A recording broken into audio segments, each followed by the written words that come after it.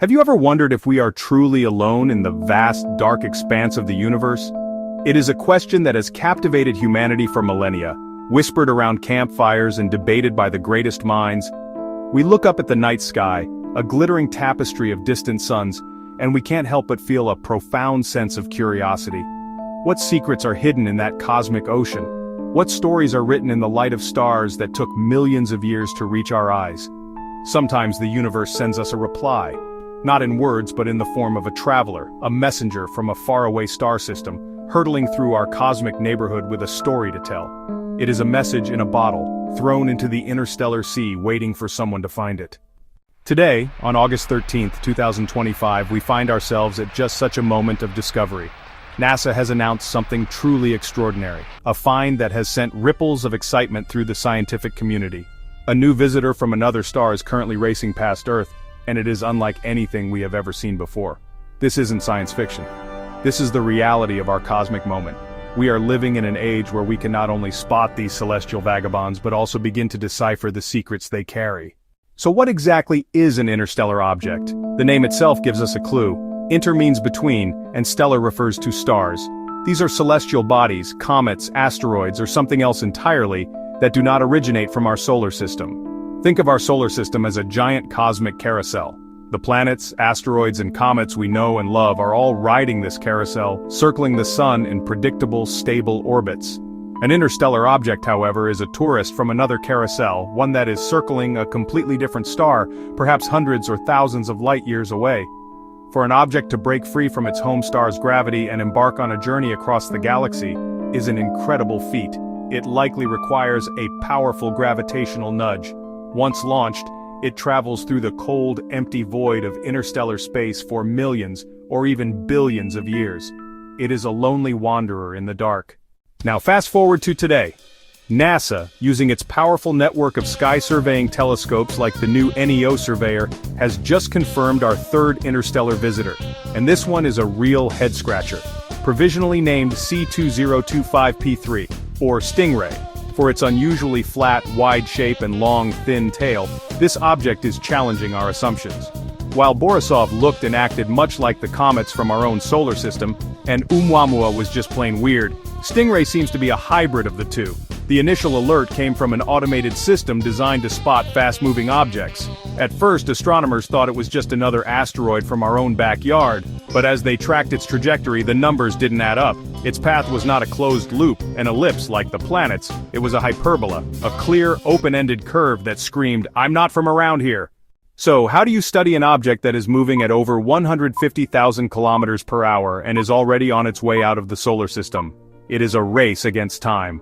The moment an object like Stingray is identified, a global astronomical fire drill begins. Telescopes all over the world and in space drop what they are doing to turn their attention to this fleeting visitor. The first step is spectroscopy. This is the science of breaking down light into its constituent colors like a rainbow. Every chemical element and compound absorbs and emits light at specific, unique wavelengths. By analyzing the barcode of light coming from Stingray, astronomers can determine what it's made of. The James Webb Space Telescope is particularly powerful for this because it sees in infrared light, which allows it to detect the faint heat signatures of molecules that are invisible to other telescopes. Radar astronomy also plays a crucial role. Giant radio antennas, like the Deep Space Network, can bounce signals off the object. The returning echo can provide incredibly detailed information about its size, shape, and even the texture of its surface. The more we learn about C2025P3, also known as Stingray, the more special it becomes. Its uniqueness lies not in one single feature, but in the combination of several. First, there's its composition, which we have touched upon. The abundance of noble gases like argon and neon is a major surprise. Then there is its physical form. Unlike the rocky, inert Oumuamua or the fluffy classic comet Borisov, Stingray appears to be something in between. Radar data suggests it has a solid, dense core, more like an asteroid.